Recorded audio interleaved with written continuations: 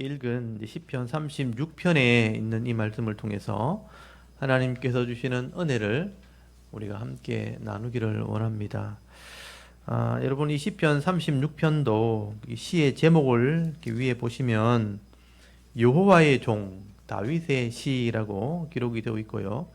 또 인도자를 따라 부르는 노래라고 기록되어 있는데요. 이게 인도자를 따라 부르는 노래라고 기록된 것은 그 당시에 실제로 이 인도자가 지휘자를 말합니다. 옛날에는 성경에는 영장이라고 되어 있는데, 그러니까 그 지휘하는 사람의 인도를 따라서 불렀던 노래, 실제로 찬양대가 찬양을 했다는 거예요. 내용이 그렇게 길지 않지만 이 내용이요 아주 잘 짜여져 있는 찬양입니다. 그래서 이 찬양대가 실제로 불렀던 노래라는 의미입니다. 그리고 그 내용을 이렇게 보시면 악인에 대한 다윗의 깨달음과 또 하나님을 아는 성도들에게 주시는 복에 대해서 기록을 하고 있습니다. 여러분 다윗이 살아가는 동안 많은 이 악인들을 만나게 되는데요. 이 악인을 만날 때마다 다윗은 왜 저 사람은 저렇게 악을 행할까? 또 왜 저 사람은 똑같이 살아가는데 저런 악한 삶을 살 수밖에 없는가 하는 고민을 많이 했던 것 같아요. 그래서 이 시편 36편과 37편 두 편 다 악인에 대한 시입니다. 악인을 우리가 어떻게 봐야 하는가? 왜 이런 사람들은 악할 수밖에 없는가? 우리는 악한 사람을 어떻게 대해야 되는가? 어떻게 보면 이게 성도들의 고민이기도 합니다. 그렇기 때문에 오늘 이 말씀을 여러분 잘 보시고요. 오늘 저와 여러분의 마음에 이 교훈의 말씀들이 되기를 바랍니다.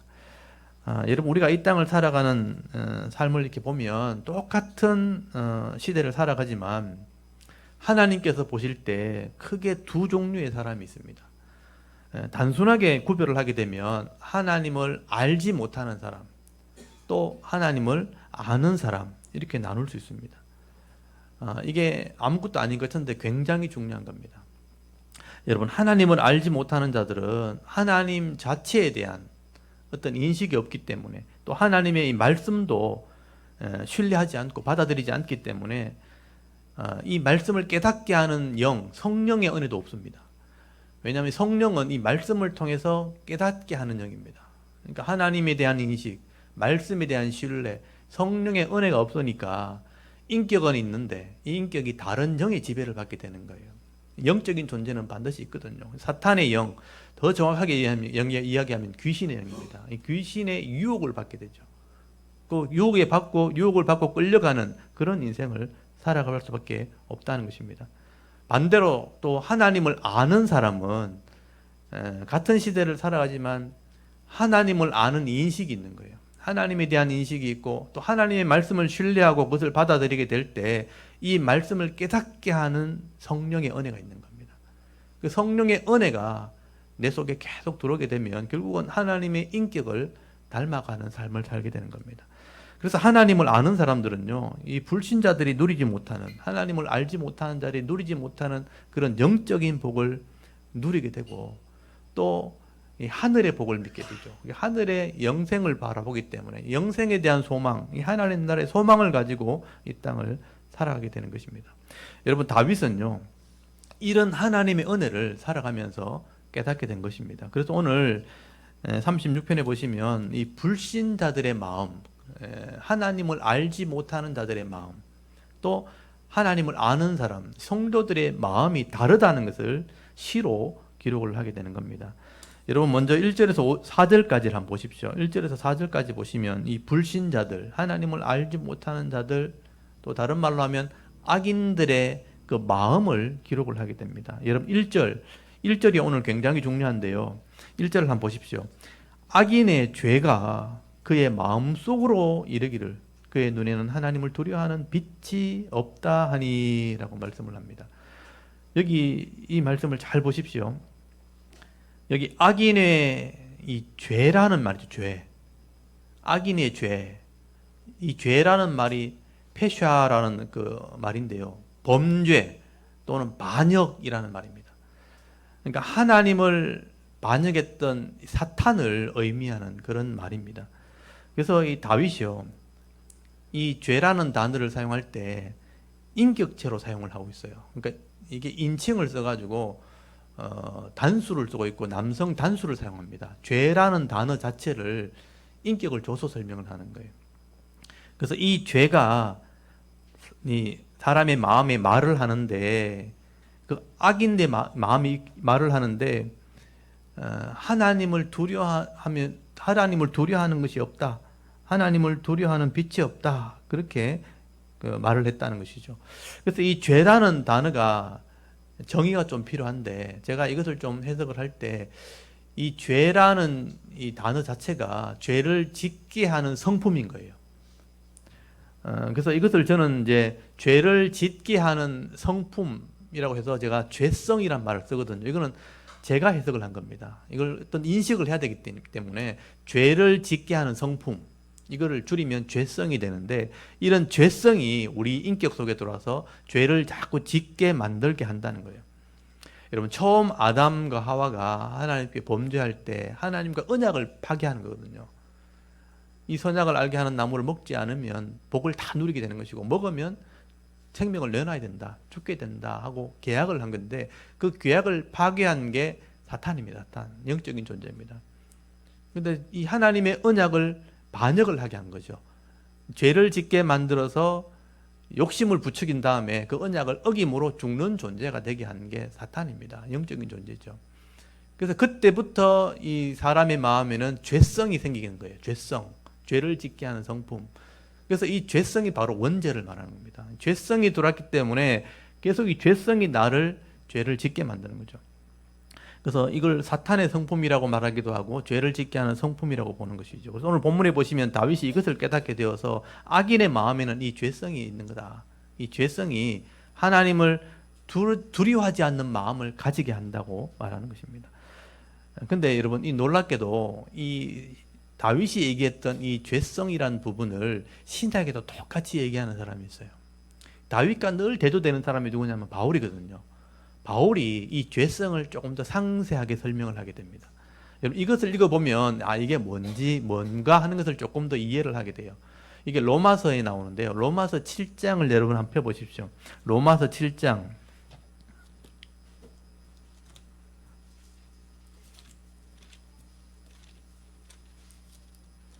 로마서 7장 14절부터 한번 보십시오. 다 이렇게 보면 좋은데 시간이 좀 없어서 바울이 율법에 대한 설명을 하면서 율법이 죄를 드러나게 하는 역할을 하거든요.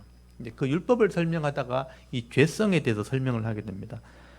여러분, 로마서 7장 14절에서 24절까지 10절인데요. 한번 읽어볼게요. 14절부터 24절까지 한번 읽어보도록 하겠습니다. 14절부터 읽습니다. 시작. 우리가 율법은 신령한 줄 알거니와 나는 육신에 속하여 죄 아래 팔렸도다. 내가 행하는 것을 내가 알지 못하노니 곧 내가 원하는 것은 행하지 아니하고 도리어 미워하는 것을 행함이라. 만일 내가 원하지 아니하는 그것을 행하면 내가 이로써 율법이 선한 것을 시인하노니 이제는 그것을 행하는 자가 내가 아니요 내 속에 거하는 죄니라. 내 속 곧 내 육신에서 선한 것이 거하지 아니하는 줄을 아노니 원함은 내게 있으나 선을 행하는 것은 없노라. 내가 원하는 바 선은 행하지 아니하고 도리어 원하지 아니하는 바 악을 행하는도다. 만일 내가 원하지 아니하는 그것을 하면 이를 행하는 자는 내가 아니요 내 속에 거하는 죄니라. 그러므로 내가 한 법을 깨달았노니 곧 선을 행하기 원하는 나에게 악이 함께 있는 것이로다. 내 속사람으로는 하나님의 법을 즐거워하되 내 지체 속에 한 다른 법이 내 마음의 법과 싸워 내 지체 속에 있는 죄의 법으로 나를 사로잡는 것을 보는도다. 오라, 나는 곤고한 사람이로다. 이 사망의 몸에서 누가 나를 건져내랴. 아멘. 이렇게 쭉 읽어보시면 처음에는 좀 이게 무슨 말인가 하는데 잘 읽어보시면 이게 이해가 돼요. 다윗은 지금 자기 속에 있는 죄성을 설명하고 있는 겁니다. 바울이 지금 율법에 대한 설명을 하다가 율법이 이제 필요하다는 얘기를 하면서 율법은 기준이기 때문에 내가 죄를 딱 짓고 있을 때 율법이 딱 들어오면 이게 죄다는 것을 딱 드러낸다는 거예요. 근데 이 죄를 알게 되었고 율법을 알게 되었을 때 예수 믿는 사람들은 이제 난 율법대로 살아야지, 바르게 살아야지 하는데 내 속에 계속 이 죄를 짓는 마음들이 일어난다는 거예요. 이게 뭐지? 그러니까 바울이 생각을 하게 된 것이죠. 나는 분명히 말씀대로 살려고 하는데 이 죄가 내 속에 들어와서 욕심을 자꾸 이끌어내 가지고 그걸 따라가서 죄를 짓게, 이 율법을 어기는 삶을 살도록 나를 자꾸 끌어가는 게 하나 있는 거죠. 내 성품 아닌, 내 마음 아닌 다른 성품이 있는 거예요. 율법도 아니고 성령도 아닌데 이 악한 마음을 자꾸 일으키는 다른 성품이 하나 있는 거죠. 이걸 바울이 죄라고 표현하고 있는 거예요. 그리고 죄성, 제가 이제 이걸 죄를 짓게 하는 성품이라고 제가 설명을 하게 되는 것입니다. 그래서 내 이성은 자꾸 말씀대로 살려고 하는데 다른 인격이 들어서 욕심을 자꾸 부추기는 거예요. 이렇게 하면 더 좋아진다, 이렇게 하면 더 나아진다, 이런 욕심을 일으켜서 이 분명히 율법에 하나님 말씀이 맞지 않는 건데 욕심을 일으켜서 하도록 끌고 간다는 거예요. 그래서 결국 죄로 드러나게 되는 것입니다. 가만히 생각해 보면 이 드러나는 죄 이전에 죄성이라는 게 안에 있는 거예요. 이를 죄를 짓도록 만드는 거. 그래서 내 인격이 아니고 내 생각은 분명히 아닌데 나를 계속 유혹해서 부추기는 이런 생각들, 죄를 짓게 하는 이런 마음들로 끌고 가는 것, 이게 바로 죄성이라는 것을 알게 된 것입니다. 그래서 이것은 내 마음의 영역에서 일어나는 것들이에요. 이 영혼의 부분에서 일어나는 것이기 때문에 내 어떤 이성이 어떻게 할 수가 없는 거예요. 내 이성은 안 하려고 하는데 계속 들어와서 나를 이렇게 끌고 가니까 또 다른 어떤 영적인 힘이 필요한 거예요. 그래서 바울이 깨달은 것이 이거는 내 영혼의 문제고 내 마음의 영역이라면 영적인 부분이 와서 이걸 해결해야 되겠구나. 이게 하나님의 영이구나. 성령이 오셔서 말씀이 확실하게 깨달아져 가지고 안 하도록 만들면 이걸 해결할 수 있겠다. 그래서 성령의 법이라고 바울이 해석을 하게 된 것입니다. 하나님께서 성령을 통해서 내 속에 들어와서 하나님 말씀을 깨달아 이끌어가도록 나를 끌어간다면 이 죄성을 이길 수 있게 되는 것이구나. 바울이 그것을 깨닫게 된 것이죠. 그것을 성령의 법이라고 말하는 것입니다. 그래서 이 죄성이 드러내야지만 성령을 구분할 수가 있는 거예요. 그래서 바울은 이 죄성을 더 명확하게 설명했죠. 아까 다윗이 기록한 15단은 이게 더 명확하죠. 바울이 좀 더 상세하게 그것을 설명하게 되는 것입니다. 그래서 이 다윗도 이런 죄의 능력을 알게 된 거예요. 그래서 오늘 본문으로 좀 돌아오시면 이 죄의 능력을 지금 얘기하고 있는 거다. 그래서 하나님께서는요, 이미 이것을 다 설명해 놨어요, 구약에. 이런 죄성에 대한 부분이 있고 성령이 오셔야지만 이것이 해결되어지기 때문에 하나님이 성령의 능력을 다 설명해 놨고 성령의 능력이 있어야지만 이것이 해결될 수 있다는 것을 이미 다 구약에 예언해 놓은 것이죠. 그래서 우리가 구약을 자세히 읽어보면요, 이것을 알 수 있어요. 이 구약의 예언이 또 설명해 놓은 것이 바로 신약의 이 부분을 말씀하는구나 하는 것을 알게 되는 것이죠. 그래서 우리가 하나님 방법을 깨닫게 되는 것입니다. 여러분, 성령은 하나님의 계시, 그러니까 주신 말씀을 통해서만 일하도록 되어 있거든요. 이게 하나의 원리예요. 성령, 하나님의 영은 기록된 말씀을 절대로 벗어나지 않는다. 이 말씀을 알게 하고 깨닫게 해서 내 인격, 내 이성에 이것을 가르쳐 주는 거예요. 그래서 나가 판단해서 행할 수 있도록 만들어주는 것이 성령이죠. 그렇다면 성령은 말씀 안에서 역사하는 거거든요. 그렇다면 여러분이 말씀은 알고 있어야 돼요. 이게 하나의 방법이에요. 말씀을 몰라버리면 성령이 아무리 얘기해도요, 내 이성 가지고는 그게 구분이 안 되는 거예요. 내 욕심을 가지고서는. 그래서 말씀이 있을 때 성령의 충만이 반드시 있는 겁니다. 그래서 성령 충만만 구하지 말고 말씀이 충만해져야 성령의 충만이 이루어진다는 거예요. 그래서 하나님의 뜻이 이루어지는 겁니다. 근데 사탄은 속이는 거죠. 말씀이 없어도 된다고 얘기해버리면 영이 구분이 안 되니까 귀신도 받아들이는 거예요. 악한 영이 들어왔는데 성령인지 착각하는 거예요. 그러면 이게 이제 헷갈리는 삶을 사는 겁니다. 이걸 구분할 줄 알려면 말씀이 가득해야지 돼요. 그래서 말씀을 66권은 알고 있어야 됩니다. 이게 가장 큰 중요한 기독교의 중요한 진리예요. 제가 이것을 알게 되었기 때문에 말씀은 분명히 우리가 알고 있어야 된다. 그래서 말씀 충만과 성령 충만이 있을 때 우리 인격이 죄를 이길 수 있는 마음을 가지게 되는 거예요. 그래서 이 땅에 있는 동안은 그렇게 살 수 있는 것이죠. 그리고 이것이 한 번 딱 되는 게 아니고 지속적으로 이루어져요. 계속해서 이루어져야 됩니다. 왜냐하면 우리는 연약한 육신을 가졌기 때문에 계속해서 이루어지지 않고 죽을 때까지 이루어지지 않으면 항상 실족할 수 있는 게 우리 인간이에요. 그래서 말씀 충만과 성령 충만은 지속적으로 계속해서 일어나야 된다. 그렇게 가는 것을 믿음이라고 말하는 거예요. 변하지 않는 것, 성실함 이렇게 되는 거예요. 그런 지속함을 계속 가는 것, 말씀과 성령의 인도를 계속 유지하는 것, 그게 믿음이 되는 것이고 인내가 되는 겁니다. 여러분 정리가 되세요? 이게 신앙이 돼야 된다는 거죠. 여러분 오늘 본문의 다윗이요, 이런 부분을 사실 그 당시에 깨닫게 된 거예요. 그래서 악인의 마음에는 이런 죄성이 들어와가지고 하나님을 두려워하지 않게 만들어버린다는 거죠.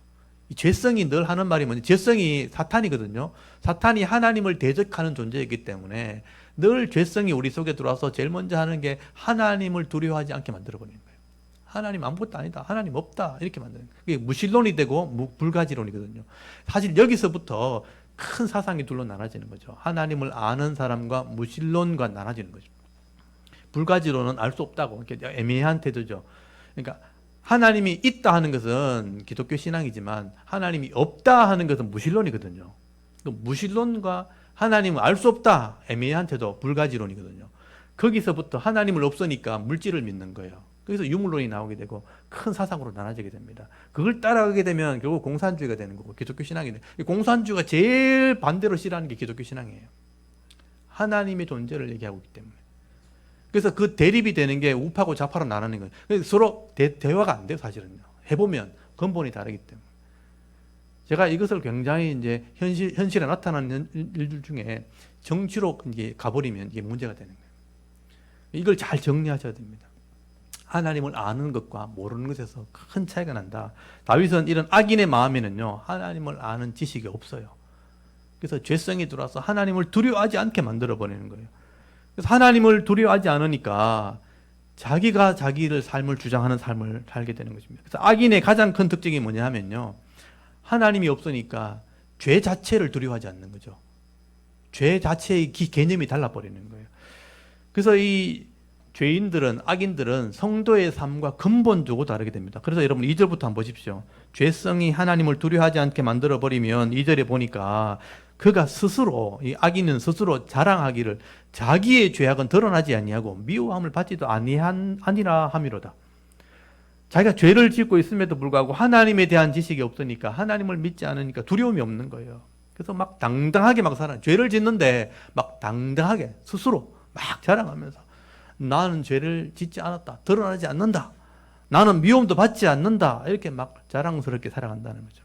그러나 이런 악인들은요, 하나님에 대한 두려움이 없으니까 자기가 왕인 거예요. 자기 인생은 자기가 주인인 것이죠. 내 인생 내가 마음대로 살아가는데 누가 뭐라 그래. 이게 이제 하나의 기본적인 생각이 돼버리는 거예요. 그러니까 늘 큰 소리 치는 거예요. 죄를 지으면서도 큰 소리 치는 겁니다. 여러분 이 땅에 나타나는 이 죄인들의 모습을 보십시오. 힘 있는 사람이 죄를 지으면 큰 소리 칩니다. 내가 죄를 지었니 한번 밝혀봐라, 이렇게 드러내지 않는다, 이렇게 얘기하는 거죠. 3절 한번 보십시오. 그의 입에서 나오는 말은요, 죄악과 속임이라. 그런 지혜와 선을 거쳤도다. 그의 입에서 나오는 말이 죄악과 속임이라고 되어 있죠. 그러니까 죄에 대한 개념이 다른 거예요. 남을 속이고 사기치고 하는데 자기는 그걸 정당하다고 생각하는 거예요. 내가 유익이 되기 때문에, 내가 주인이니까, 하나님이 없으니까 그걸 정당하다고 생각하는 거예요. 진짜 완전히 개념이 다른 거예요. 그리고 지혜와 선은 거쳤다. 이 거쳤다는 말은 끊어졌다, 그걸 절대 하지 않는다, 이런 의미가 되는 거예요. 그러니까 늘 속이고 악을 행하는 삶을 당연한 것처럼, 자랑하는 것처럼 막 얘기하는 거예요. 그리고 지혜와 선이 없으니까 남에 대한 배려가 없어요. 생명에 대한 소중함도 없습니다. 이 좌파의 특징이 그거예요. 공산주의 특징이, 역사를 보면요, 엄청난 사람을 죽입니다. 수백이 아니고 수천 명씩 죽입니다. 그게 역사의 기록에 다 남아있어요. 그러니까 사람의 생명을 조금 더 귀하게 여기잖아요. 근데 기독교 신앙은 그렇지 않죠. 한 사람의 생명이 천하보다 귀하죠. 완전히 다른 개념을 가지고 있는 거죠. 그래서 죄를 짓는데도 아무런 두려움이 없는 것이죠. 예. 그리고 자기 외에는 배려하지 않습니다. 자기 생각이 옳다고 생각하는 거죠. 그리고 4절을 한번 보십시오. 그는 그의 침상에서 죄악을 꾀하며 스스로 악한 길에 서고 악을 거절하지 않는다. 정말 이 무서운 말입니다. 침상에서요. 원래 하루를 마치고 침상에 가면 자기 삶을 돌아봐야 돼요. 야, 내가 오늘 잘 살았는가? 잘못된 게 없는가? 묵상하면서 기도하면서 그렇게 하루를 마감을 해야 되는데 거기서 죄악을 꾀하고 있는 거예요. 내일 내가 무슨 죄를 짓지? 누구 걸 덩쳐먹지? 누구 걸 뺏을까? 죄악을 꾀하면서 실제로 그것을 행하게 되는 거죠. 그래서 스스로 악한 길에 서는 거예요. 여기 스스로란 말이 굉장히 중요합니다. 스스로 악한 길을 선택하는 거예요. 그걸 죄라고 생각하지 않아요. 그리고 악을 거절하지 않아요. 악인데 아는데 거절하지 않아요. 그냥 당연하게 사는 거죠. 이게 악인의 특징이에요. 근데 죄의 기준이 다르다는 거예요. 정말 무서운 말이죠. 스스로 악을 꾀하면서 죄의 길에 스스로 서고 악인 줄 알면서도 거절하지 않으면서 그렇게 막 살아가는 거죠. 그래서 기회만 되면 죄를 짓는 거예요.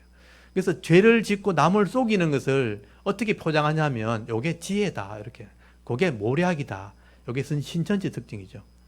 여러분 그렇게 딱 바꿔놓으면 남을 속이는 게 성공했다고 생각하는 거예요. 근데 그게 진짜 믿어지면요 그렇게 삽니다. 그러니까 남을 속이고 죄를 짓는 것을 스스로 막지 않아요. 그래놓고 성공했다, 지혜롭다, 모략가다 그런 식으로 딱 포장을 해서 살아간다는 거예요. 그게 악인의 특징이죠. 여러분 세상의 불신자들은요 정도 차이는 있지만 이런 생각을 가지고 있는 거예요. 이런 생각을 가지고 있으니까 그 삶이 굉장히 악합니다. 하나님에 대한 두렵도 없고 죄를 짓는 것을 당연하게 여기면서 살아간다는 거예요. 적극적으로는 죄를 짓는 거고 또 소극적으로는 그런 걸 알면서 끌려다니고 있는 거예요. 그렇게 살아가는 사람, 그 정도 차이는 분명히 있습니다. 굉장히 극도로 악한 사람이 있고 그냥 거기 모른 척 끌려가는 사람이 있는 거예요. 정도 차이가 있기 때문에 구분이 잘 안 가는 거예요. 그런 그 기본적인 생각은 이런 악한 마음을 가지고 있는 겁니다. 그래서 여러분 적어도 내가 이 땅에서 복을 받으려면 시편 1편 제가 읽어드렸잖아요. 복이 있는 사람이라는 것은 악인의 길을 따라가는 게 아닌 거예요. 죄인의 길에 서지 않는 거예요. 오만한 자의 자리에 앉지 않는 겁니다. 그래서 기준이 있어야 돼요. 하나님의 율법, 사람을 존중히 여긴다는 그런 기준을 가지고 이 율법을 묵상하며 살아가게 될 때 적어도 복을 받는다는 말을 할 수 있게 되는 것입니다. 근데 여러분 이런 죄인들이요 그냥 자기들끼리 있을 때는 이게 다 좋은 거죠. 구분이 안 가니까. 자기들이 있을 때는 그렇게 막 열심히 살면서 자랑하면서 그렇게 막 살아갈지 모르는데 근데 하나님 앞에 딱 서잖아요. 그러면 금방 드러나는 거예요. 이런 죄인들이 하나님 앞에 딱 섰을 때 이 죄가 반드시 드러나게 되어 있습니다. 그래서 여러분 오늘 다윗이요 이런 죄인들에게 하나님이 이들을 심판하시는 분이라는 것을 소개를 하게 되는 거예요. 여러분 거기 5절부터 보시면 단락이 나눠지게 됩니다. 거기 36편 5절에 보면 단락이 동그라미로 나눠져 있죠. 여기서부터는 이제 다윗이 하나님을 소개하는 것입니다. 그 죄를 심판하시는 분이 하나님이다. 드러내시는 분이 하나님이다. 그래서 하나님의 통치를 얘기하게 되는데 여러분 5절, 6절도 굉장히 중요합니다. 다윗이 하나님에 대한 통치를 시로 기록하고 있는 거예요. 비유로 설명한 거예요. 여러분 5절, 6절 한번 보십시오. 여호와여, 여호와가 하나님의 이름이라고 제가 말씀드렸죠. 여호와여, 주의 인자하심이 하늘에 있고 주의 성실하심이 공중에 사무쳤으며 주의 의는 하나님의 산들과 같고 주의 심판은 큰 바다와 같으니이다. 여호와여 주는 사람과 짐승을 구하여 주시나이다. 저는 이 다윗의 시를 보면서 정말 꼭 필요한 말만 딱 요약을 해놓은 거예요. 여호와여 주의 인자하심, 제가 계속 말씀드렸죠. 인자하심 뭔지 아시겠죠? 헤세드. 네, 히브리어로 제가 보여드릴게요. 이제 여기서부터는 이걸 표시를 해주십시오. 인자하심, 헤세드. 주의 진실하심, 진실도 많이 들어보셨죠? 변하지 않는 것, 에무나, 이게 아멘이란 말이에요. 아멘. 여기 보면 헤세드, 요거는 에무나. 에무나가 변하지 않는다는 게 기본 뜻이에요. 변하지 않으니까 확실하고 이게 변하지 않으니까 이루어진다는 거죠. 진실하고 이게 사람의 마음으로 말하면 충성, 계속 가는 거예요. 그걸 성경에서는 믿음이라고 번역한 거예요. 사실은 이런 베이스에 깔린 그 의미를 따라서 이게 믿음이라고 말한 거거든요. 하나님을 믿고 말씀을 믿는데 내가 그걸 받아들여 가지고 변하지 않고 끝까지 가야 되잖아요. 이게 믿음이거든요. 그래서 변하지 않는다는 게 전제예요, 전제. 근데 내가 믿었다라고 말할 때는 변하지 않겠다는 게 전제가 돼야 되는 거예요. 저 사람 믿을 수 있다 이 말은 끝까지 간다 이런 말인데, 근데 만약에 중간에 이게 변하잖아요. 그럼 그 믿음이 아닌 거예요. 하나님 보실 때는. 이 개념이 중요한 것이죠. 그리고 이게 진리라는 말이 변하지 않는다. 하나님은 진리다. 이 진리가 공중에 사무쳤다. 이 말은 가득 찼다 이런 뜻이에요. 그리고 주의 의라는 거. 의라는 것은 쯔다카. 이것도 말씀드렸죠. 이게 말씀이 이루어지는 것, 실행되어지는 것을 정의 또는 의라고 말하고요. 그 다음에 심판, 주의 심판은 미스파트, 법, 하나님의 법, 공정한 법. 이 법이 시행되어지는 게 재판인 거예요. 재판. 그래서 이걸 재판한다, 판단한다라는 말로 쓰는 거예요. 이 단어는 굉장히 중요한 단어들이에요. 하나님이 이것으로 이 땅을 통치하신다. 그래서 헤세드, 그리고 변하지 않는 에무나, 그리고 공의롭게 이루어지는 쯔다카의, 그리고 기준, 율법, 미시파트, 이것들은 계속 나오는 단어들이거든요. 근데 하나님은 이것으로 통치하신다. 그럼 다윗을 이것을 어떻게 표현하고 있냐면, 인자심이 하늘에 있다는 것은 다 덮고 있다는 뜻이죠. 하나님의 사랑이 이걸 다 덮고 있고, 진실하신 변하지 않는 그 말씀이 공중에 사무쳤다는 건 뭐냐면 가득 찼다. 이 말씀, 이 땅에 하나님 말씀이 가득 차 있다. 그리고 주의 의가 산들처럼 서 있다. 그러니까 이게 실행되는 것이죠. 이 나라를 세우고 있다는 거죠. 그리고 심판이 바다 같다는 건 뭐냐면, 바다가 얼마나 넓습니까? 이 하나님의 말씀대로 이 땅을 심판하신다라고 다윗이 지금 비유로 지금 설명하는 것이죠. 그래서 저는 이걸 다윗이 설명하는 하나님의 통치라고 해석을 한 거예요. 하나님이 이 땅을 이렇게 통치하신다면 이 하나님의 사랑과 이 하나님의 말씀과 이 공의라는 법 앞에 피할 사람은 아무도 없는 거예요. 하나님이 이 땅을 다 공의로 덮고 있기 때문에 이 말씀 앞에 심판을 받을 수밖에 없다. 하나님의 정의, 이 쯔다카가 산같이 서 있고, 하나님의 심판, 이 미시파트, 하나님 율법, 법이라는 것이 이 땅을 바다같이 넓게 심판하고 있다라고 말씀을 하는 거죠. 여러분, 이렇게 나오는 이 단어들을 꼭 기억하시고 표시를 해 놓으십시오. 인자심, 진실하심, 의, 심판이라는 단어가 하나님이 다스리심을 얘기하는 거다. 하나님의 공의, 하나님의 정의, 쯔다카와 미시파트, 이 하나님의 말씀으로 이 땅을 심판하신다. 근데 중요한 것은요, 하나님께서 이 땅을 공의로 심판하신 이유가 뭐냐면 죽이려고 심판하는 게 아니고 살리려고 심판하는 거예요. 살리려고. 그래서 거기 6절 끝에 보면 나오죠. 여호와여, 주는 사람과 짐승을 구하여 주시나이다. 살리려고 이 땅을 심판하신다. 이게 하나님 마음이에요. 그래서 성경에 보면요, 죄인들이 악을 행할 때 하나님이 자꾸 하나님 말씀을 가지고 이렇게 심판하시거든요. 그러니까 왜 자꾸 죽으려고 하느냐, 이걸 끝까지 가면 죽는 건데 죽지 말라고 자꾸 때린단 말이에요.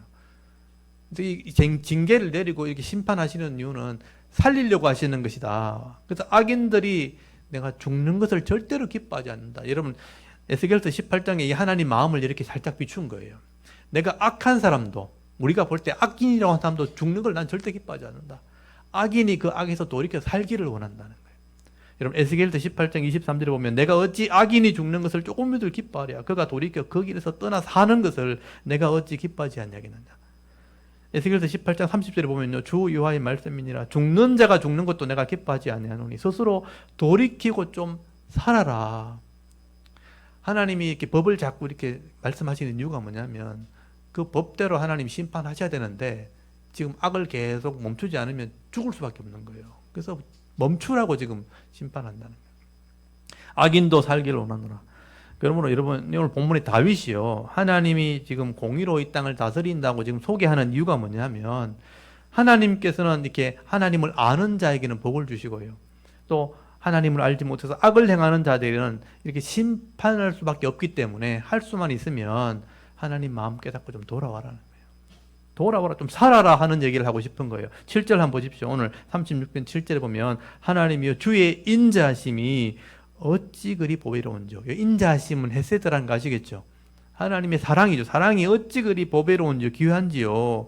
사람들이 주의 날개 그늘 아래 피하나이다. 이게 오늘 제가 제목으로 삼은 거예요. 사람이 주의 날개 그늘 아래 피하나이다. 이것도 비유죠. 이 독수리나 아니면 이 닭이 자기 새끼를 품을 때 날개 속으로 들어가거든요. 그게 엄마의 마음이잖아요. 이게 모성애잖아요. 그러니까 하나님이 자기 날개를 이렇게 펼치는데 좀 들어왔으면 좋겠다. 그 안에 피하는 자가 내가 이렇게 안아줄 거다. 그렇게 우리가 이해할 수 있도록 설명한 거죠. 그래서 주의 날개 안에 피하는 자가 이 헤세드, 인자하심의 복을 받게 되는 거다. 그 인자하심의 복이 뭐냐? 8절 9절이에요.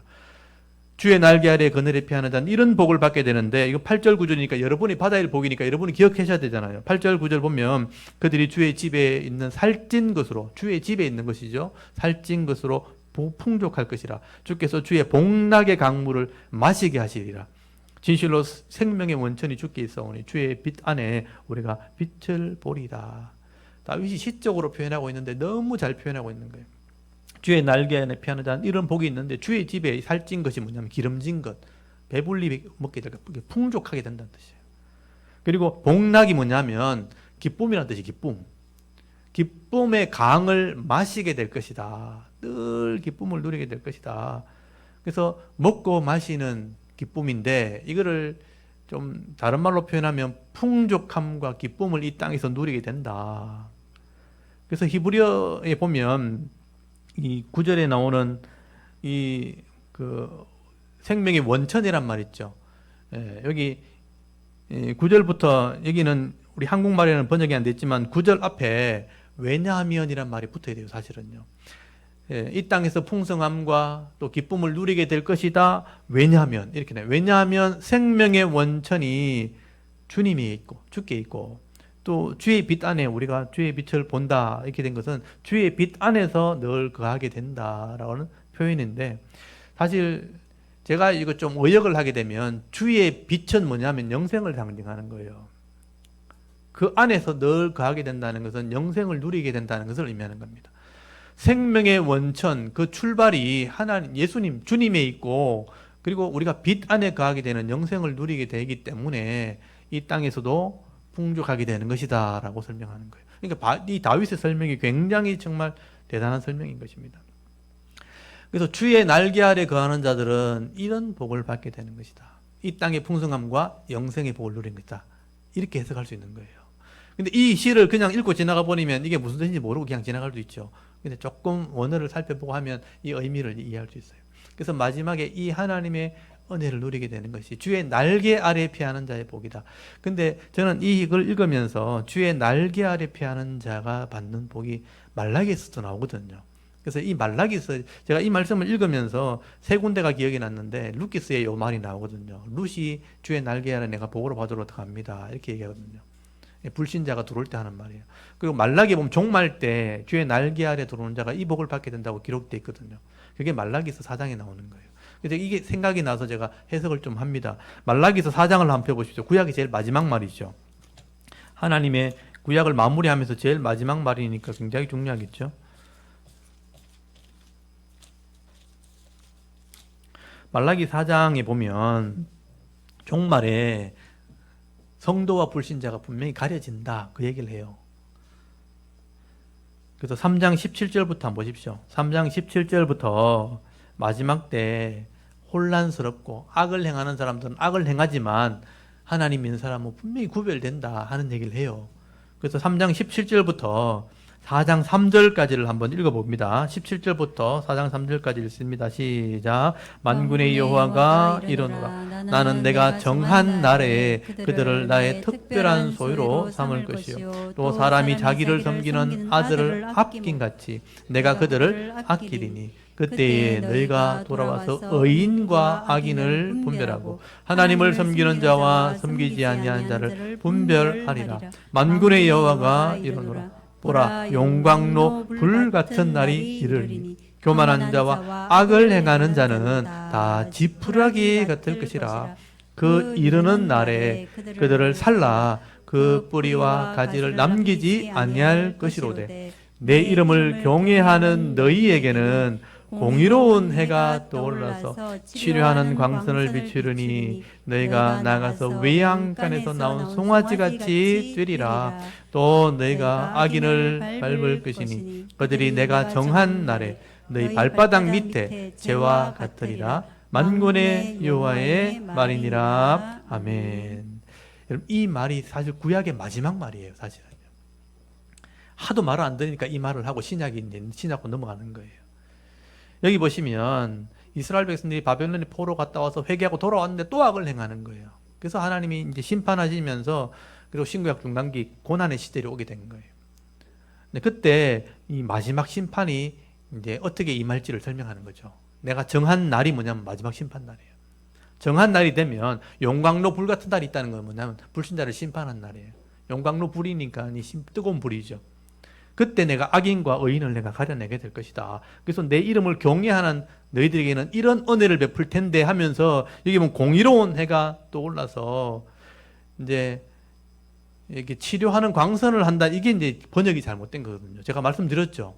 이 광선이란 말이 원래는 날개라는 말이에요. 그게 번호가 적혀져 있죠. 잘 보시면 거기 번호 하나 적혔죠. 그 번호 밑에 보시면 뭐라고 적혔어요? 분명히 날개라고 돼 있죠. 이게 날개인데 공의로운 해하고 날개하고 말이 안 맞잖아요. 그래서 광선이란 말로 바꿔서 번역한 거예요. 이게 틀린 번역이에요. 그래서 여러분 이 광선을 지우고 날개를 써놓으셔야 돼요. 그리고 비추리니 하는 거 있잖아요. 그거는 번역이 없어요. 근데 광선이라고 해놓으니까 말이 안 맞잖아요. 그러니까 비추니라를 더 한 거예요. 원래는 갈로를 해놔야 돼요. 그 말은 원래 원에도 없는 거예요. 광선이라고 해놓으니까 이게 필요한 거예요. 근데 이 광선을 빼버리면 비추니 필요 없는 거죠. 날개로 치료한다는 게 뭐냐면 하나님이 은혜로 덮어가지고 회복시킨다는 뜻이에요. 왜냐하면 성도는 이 땅에서 고난을 당할 수 있거든요. 바른대로 살기에 마지막 때가 되면 고난을 당하거든요. 그러니까 상처도 받고 참고 견디고 인내할 때 하나님이 그것을 치료해준다. 치료의 날개라고 한 거예요. 치료의 날개. 치료란 말은 있어요. 치료의 날개로 돕는다는 건 뭐냐면 회복시켜준다. 보상해준다. 갚아준다라는 뜻이에요. 이 땅에서는 힘들지만 하나님 반드시 갚아주신다. 이 땅에서도 은혜를 입지만 하나님이 날아가면 회복시켜준다. 이런 의미가 되어지는 것입니다. 근데 이걸 광선이라고 번역해버리니까 이게 오해를 한 거죠. 무슨 광선이 있는가 보다. 하나님이 치료하는 광선. 그러면 우리 광선을 쏠까? 이렇게 되는 거예요. 그래서 기도할 때 광선을 쏘는 거예요, 사람들이. 이렇게 손을 들고 광선을 쏘면 사람이 자빠지고 하니까 뭐가 나가는가 보다. 내 상처에 치료하는 광선을 뭐 레이저처럼 비추는가 보다. 이렇게 착각한 거죠. 전혀 그런 말이 아닙니다. 사람이 착각하게 만든 말이에요. 그러니까 회복시켜준다라는 말은 그렇게 번역을 한 것이죠. 그래서 이렇게 회복되어지면 비유로 말하면 외양간에서 뛰어나온 송아지처럼 뛴다는 게 뭐냐면 기쁨을 의미하는 거예요. 이런 기쁨을 회복하게 될 것이다 라고 설명을 하게 되는 거죠. 그래서 내 원수들을 땅에서 고통하였던 원수들은 발로 밟게 될 것이다. 발등상으로 밟게 된다. 승리하는 삶을 살게 될 것이다 라고 설명을 하게 되는 거죠. 이게 주의 날개 안에 피하는 자에게 주시는 은혜라고 설명할 수 있는 거예요. 그러니까 아까 시편 36편에 봤던 말씀과 동일한 말씀인 거죠. 이 땅에 있었던 풍성함과 빛 안에 가는 복인데 그게 주의 날개에서 회복을 누리게 되는 그런 복으로 설명이 되어지는 것입니다. 충분히 이해되시죠? 이 원래 이렇게 원어를 가지고 이해하면요, 이해할 수 있는 거예요. 그런데 잘못 이해하면 이제 착각하게 되고 오해를 하게 되는 것입니다. 그래서 저는 다윗의 말을 읽으면서 이 말라기 말씀이 기억이 났어요. 하나님이 주시는 이 날개 아래 피하는 자에 주시는 복은 이 땅의 복과 영생의 복을 말씀하고 있는 것입니다. 그래서 다윗은요, 이왕이면 많은 사람들이 이 하나님을 알게 되어서 또 이 하나님 말씀을 깨닫고 이런 복을 좀 받아 누렸으면 좋겠다 하는 마음으로 이 시를 쓴 거예요. 그래서 거기 시편 36편에 돌아오면 거기 10절 11절이 성도를 위한 기도예요. 성도가 이렇게 되었으면 좋겠다. 이런 보십시오. 주를 아는 자들이 나오잖아요. 이게 하나님 백성이죠. 주를 아는 자들에게 주의 인자심 또 나왔죠. 헤세드. 헤세드가 계속 베풀며 인자심을 계속 베푸시며 마음이 정직한 자에게 하나님 법이 있으니까 마음이 정직한 자 주의 공의로 베푸소서. 공의가 아까 하나님 말 쯔다크 말씀이 실행되었으면 좋겠습니다. 교만한 자의 발이 내게 이르지 못하게 하며 악인들의 손이 나를 쫓아내지 못하게 하소서. 하나님을 알지 못하는 사람들이 나를 이기지 못하도록 해달라. 그렇게 기도하는 거예요. 이게 성도의 기도입니다. 저도 이 의미를 알기 때문에 이 의미를 아는 기도를 하게 되는 거예요. 죄성이 항상 우리 속에 있어요. 죽을 때까지 존재하는 거예요. 죄성을 이기는 삶을 살도록 여러분 기도하셔야 돼요. 그래서 하나님의 헤세드가, 하나님의 사랑이 나를 덮도록, 따라다니도록, 그래서 하나님 법대로 실행되도록, 하나님의 공의와 정의가 이루어지도록 그렇게 기도하면요, 하나님 그걸 들으시는 거예요. 여러분, 하나님이 그걸 들으시면 얼마나 기뻐하시는지 몰라요. 아, 하나님이 법이 시행되기를 원하는 사람이 있구나. 그게 하나님 백성인 거예요. 그래서 다윗의 이 기도가 굉장히 중요한 거죠. 여러분, 공적인 기도를 하든 개인적인 기도를 하든 이 기도를 꼭 하셔야 돼요. 하나님을 아는 자에게 인자하심, 사랑이 늘 베풀어지게 하시고 이 정의와 공의가 법대로 시행될 수 있도록, 이 교만한 자, 하나님을 알지 못하는 자들이 나를 이기지 못하도록 하나님 나를 붙들어 주십시오. 직장에서도 그렇고 사업하면서도 그렇고 세상의 악인들을 이기게 해달라고. 여러분, 하나님을 아는 자들과 정직히 행한 자들에게 이런 은혜가 있게 되는 것입니다. 그리고 12절 한번 보십시오. 12절에 보면 악인은 이미 넘어졌고 이게 과거 완료형, 끝났다는 거죠. 다시 일어나지 못하기 때문에 우리를 위협할 힘이 없습니다. 그렇게 고백을 하죠. 거기 36편 12절에 악을 행하는 자들은 거기서 넘어졌으니 엎드러지고 다시 일어날 수 없습니다. 이런 악인들은요, 지금 볼 때는 멀쩡해 보이죠. 큰 소리 치는 것처럼 보이죠. 근데 과거 완료, 끝났어요. 이미 넘어진 자예요. 다시 일어날 수 없는 자들이에요. 지금 잠깐 동안 있는 거예요. 이런 뿌리 잘린 나무도요, 어느 정도는 살 수 있죠. 제가 이제 그런 경험을 해봤다 그랬잖아요. 뱀 잡을 때 머리를 잘랐잖아요. 그 머리 잘리면 죽은 거거든요. 근데 몸이 안 죽어요. 몇 시간을 살아있어요. 이미 악인은 죽은 자인데 이 땅에서 그냥 살아있는 것처럼 보이는 거예요. 건소리 치는 거 보는데 어느 순간 갑자기 탁 끝나는 거예요. 순식간에 끝나버리는 거예요. 그게 악인의 특징이죠. 그래서 다윗이 그걸 알고 있는 것입니다. 악을 행하는 자는 거기서 넘어졌으니라는 말은 과거 완료, 이미 끝났다. 이미 끝난 자들이 지금은 큰 소리 치고 있고 멀쩡해 보이지만 이미 심판받아 다시 일어날 수 없는 자들이다.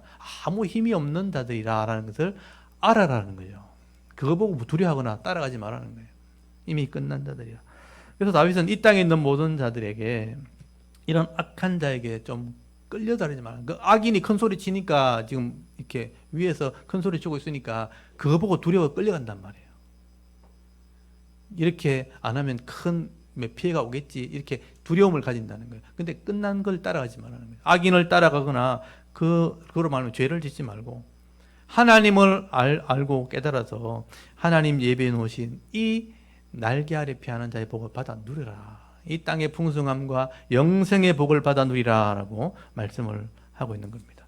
그래서 저는 이 시편 36편 짧은 시인데도 굉장히 잘 짜여진 시라고 저는 생각을 해요.